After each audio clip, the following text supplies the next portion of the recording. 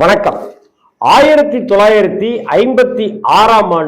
April மாதம் 13 தமிழ் புத்தாண்டை ஒட்டி வெளியான ஒரு திரைப்படம் தான் இன்னைக்கு மிகப்பெரிய ரெக்கார்ட் பிரேக்ல முக்கியமான படங்கள் அப்படின்னு ஒரு பட்டியலிட்டோம்னாக்க அந்த படம் கண்டிப்பா இடம்பெறும். கிட்டத்தட்ட 70 வருடங்கள் ஆக போகுது. 1956 அடுத்த 2026 வந்ததுனாக்க 70 வருடங்கள், கிட்டத்தட்ட இப்ப 69 வருடங்களை நெருங்கிடுச்சு. அந்த படம் இன்னைக்கு வீர தீர சூரன் அப்படிங்கிற விக்ரம் படம் வந்துச்சு. அந்த படத்துல தூள் திரைப்படத்துல வந்த ஒரு பாட்டு கிளைமாக்ஸ்ல இடம்பெற்றுச்சு.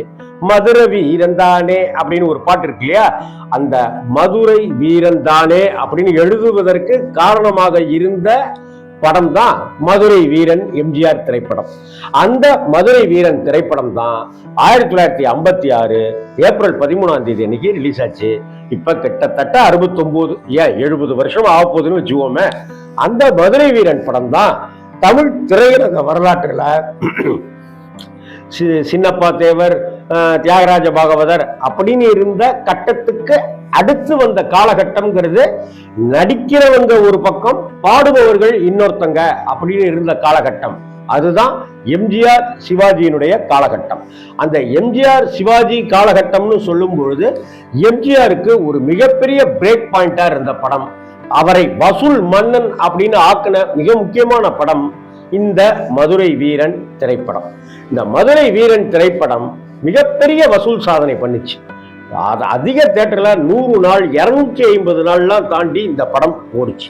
மதுரை வீரன்ல அந்த சுருட்டை முடியோட இருக்கிற எம்ஜிஆரும் அந்த முண்டடி படாத முன்னாடி வந்த படம் இல்லையா, அந்த படத்தினுடைய வசனங்களை எல்லாம் கேட்டீங்கன்னாக்க எம்ஜிஆர் எவ்வளவு பிரமாதமா வசனம் பேசுவாரு அப்படிங்கிறதெல்லாம் நமக்கு தெரியும்.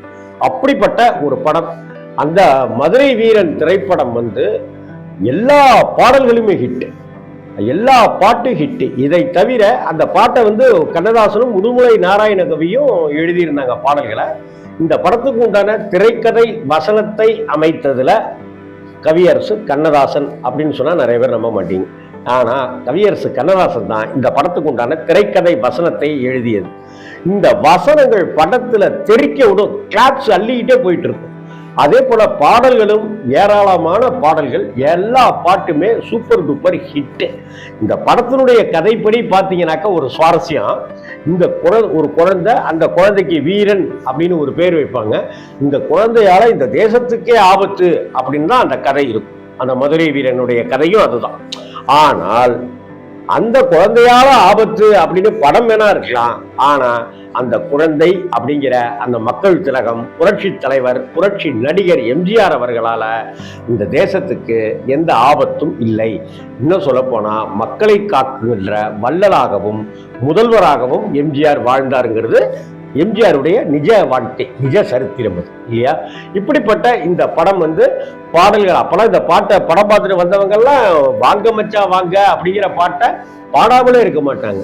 மிகப்பெரிய ஹிட் அடித்த பாடல் அது. அதே போல ஈவி சரோஜா அந்த பாட்டுக்கு டான்ஸ் ஆடி இருப்பாங்க. இந்த படம் மதுரை உள்ளிட்ட மதுரை, சென்னை, திருச்சி உள்ளிட்ட 3-4 நகரங்கள்ல 300 நாட்களை தாண்டி 250 நாட்களை தான் தாண்டி ஓடி வசூல் சாதனை பண்ணுச்சு. எம்ஜிஆருடைய படங்கள்ல முதல்ல வசூல் சாதனை அப்படின்னு பண்ணின படங்கள்ல இந்த படத்துக்கு ஒரு இடம் உண்டு. எப்படி மலைக்கல்லன் திரைப்படம் அவரை ஒரு சூப்பர் ஸ்டார் அந்தஸ்துக்கு உயர்த்துச்சுன்னு சொன்னோம் இல்லையா, ஒரு ஹீரோ வேல்யூ அப்படின்னு, அதே போல இந்த படத்துலையும் அப்படிதான் எம்ஜிஆரை தூக்கி கொண்டு போய் நிறுத்திய படங்கள்ல இந்த மதுரை வீரன் திரைப்படம் அவருடைய கரியர்ல, அவருடைய திரையுலக பயணத்துல முக்கியத்துவம் வாய்ந்தது அப்படின்னு சொல்லணும். கிட்டத்தட்ட இந்த காலகட்டங்கள்ல அவர் அண்ணாவால ஈர்க்கப்பட்டு, கலைஞரால ஈர்க்கப்பட்டு, கலைஞர் மேல அபிமானம் கொண்டு அவர் கிட்டத்தட்ட திமுகவில் அவர் இணைய ஆரம்பிக்கிறாரு. அந்த சமயத்துல வந்த படங்கள்ல தான் இந்த மதுரை வீரன் திரைப்படமும் முக்கியமான ஒரு திரைப்படமா அமைஞ்சிருக்கு. அதே போல பாத்தீங்கன்னாக்கா இந்த படம் இன்னைக்கெல்லாம் எம்ஜிஆர் அப்படின்ற பிம்பம் இன்னைக்கு வரைக்கும் இருக்கு இல்லையா, இதற்கெல்லாம் அச்சாரம் போட்டதுதான் அந்த 50களுடைய மத்தியில வந்த படங்கள், எம்ஜிஆருடைய படங்கள். இன்னொரு விஷயத்தையும் ஒன்று சொல்லணும். இந்த படத்துல நாடகம் எல்லாம் கண்டேன் அந்த பாட்டு உள்பட எல்லாமே ஹிட் இல்லையா. ஜி ராமநாதன் ஐயா பிரமாதமா இசையமைச்சிருப்பாரு. எல்லாம் கர்நாடக சங்கீதத்துல விட்டு வெளுத்து கட்டியிருப்பாரு பாடல்கள். மதுரை வீரன் அப்படிங்கிற அந்த போஸ்டர், அந்த பாட்டு புஸ்தகம் எல்லாமே அன்னைக்கு அவ்வளவு விற்பனையானுச்சு. அந்த பாட்டு புஸ்தகங்கள் எல்லாமே இந்த பாட்டை எல்லாம் வாங்கி மனப்பாடம் பண்ணிக்குவாங்க. அதே போல அந்த 60களில் வந்த கூத்துகள்ல வள்ளி திருமணம் அப்படிங்கிற நாடகம்லாம் நடக்கும்போது நடுவுல இந்த எம்ஜிஆருடைய வாங்க மச்சான் வாங்க பாட்டு அப்பெல்லாம் பாடுவாங்க. ஏச்சி பிழைக்கும் தொழிலே சரிதானா அப்படி இப்படின்ட்டுலாம் அந்த பாட்டெல்லாம் நடுவில் கிராமங்கள்ல, அதுவும் மதுரை ராமநாதபுரம் ஜில்லாக்கள்ல இந்த பாடல்கள் எல்லாத்தையும் பாடுவாங்க. அந்த அளவுக்கு மதுரை வீரன் கிராமங்களுக்கு எம்ஜிஆரை கொண்டு சேர்த்த முக்கியமான படம்.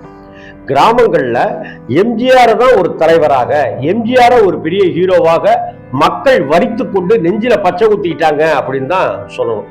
அந்த வகையில எம்ஜிஆர் அவர்கள் இன்னும் 200 வருடங்கள் ஆனாலும் எம்ஜிஆர்ன்ற ஒரு மகத்தான மனிதரை மக்கள் மறக்க மாட்டார்கள்.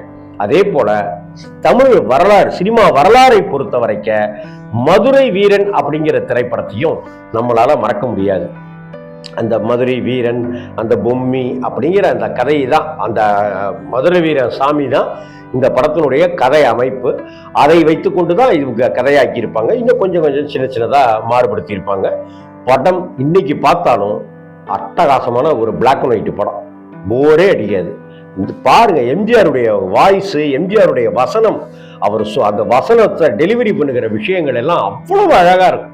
இன்னொன்னு, அந்த முத்துப்பல் வரிசைன்னு பொதுவா பெண்களுக்கு சொல்லுவோம்ல, எம்ஜிஆருடைய பற்கள் அவ்வளவு அழகா வரிசை கட்டி இருக்கும். அவர் சிரித்தாலே மனுஷன் நம்மளை கொள்ள கொண்டுருவாரு அப்படிங்கிறது இந்த படத்துல தெரியும். காட்சிக்கு காட்சி எம்ஜிஆரை நம்ம ரசிச்சுக்கிட்டே இருக்கலாம். மதுரை வீரன் கிட்டத்தட்ட 69 வருடங்கள் ஆயிடுச்சு. ஒரு தமிழ் புத்தாண்டுக்கு வெளியானது. எம்ஜிஆருடைய நடிப்பு, பத்மினியினுடைய நடிப்பு, அப்படி இப்படின்னு எல்லோருடைய நடிப்புமே பிரமாதப்படுத்தி இருந்த ஒரு முக்கியமான படம் தான் மதுரை வீரன். வணக்கம். இதுல இன்னொன்னு சொல்லணும், மதுரை வீரன்ல பானுமதி அம்மாவும் நடிச்சிருப்பாங்க, பத்மினியும் நடிச்சிருப்பாங்க, ஈவி சரோஜா எல்லாருமே இருப்பாங்க. இந்த படம் வந்த சமயத்துலதான் இன்னைக்கு தென் மாவட்டங்கள்ல வணங்கப்பட்டு இருக்கிற தெய்வம் தான் மதுரை வீரசாமி. அதையும் ஞாபகம் வச்சுக்கணும். இப்படிப்பட்ட ஒரு சமயத்துலதான் மதுரை வீரன் படத்தை உருவாக்குறாங்க. அந்த அந்த அதை என்ன சொல் கர்ண பரம்பரை கதைன்னு சொல்லுவோமா, அந்த மாதிரி வச்சுக்கிட்டு தான் இந்த மதுரை வீரனை உருவாக்குறாங்க. இதே சமயத்துலதான் யார் இந்த எம்ஜி ராமச்சந்திரன் அப்படின்னு கேட்டதுக்கான விடையாகவும் இந்த படம் அமைஞ்சுது. இதற்கு அடுத்தாப்புலதான் மாடர்ன் தியேட்டர்ஸ் கலர் படமாக அலிபாபாவும் 40 திருடர்கள் எடுக்கிறாங்க, சூப்பர் டூப்பர் ஹிட் ஆகுது. டி.ஆர். ராமண்ணா அவர்கள் குலே பகாவாலி எடுக்கிறாரு, அதுவும் மிகப்பெரிய ஹிட் ஆகுது. மனுஷன் பரபரன்னு சுறுசுறுன்னு இருக்கிற ஒரு ஆக்ஷன் ஹீரோவாக, ஒரு அழகான ஹீரோவாக வெளிப்பட்டுக்கிட்டே இருக்காரு. வெற்றி படம் கொடுத்துக்கிட்டே வர்றாரு. இப்ப இந்த படத்தை லேனா செட்டியார் அப்படிங்கிறவர் தான் மதுரை வீரன் படத்தை தயாரிக்கிறார்.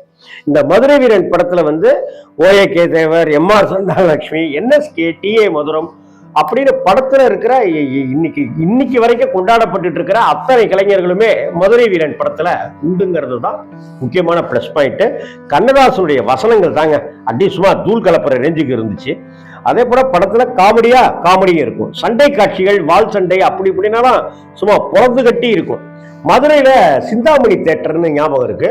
சிந்தாமணி தியேட்டர்ல இந்த திரைப்படம் 200 நாட்களை தாண்டி ஹவுஸ்ஃபுல் காட்சிகளாக ஓடி மிகப்பெரிய சாதனை படைத்தது அப்படின்னு தான் சொல்லணும். மதுரை வீரன் படம் யூடியூப்ல இருக்கலாம், பாருங்க, பிரமாதமா இருக்கும். வணக்கம்.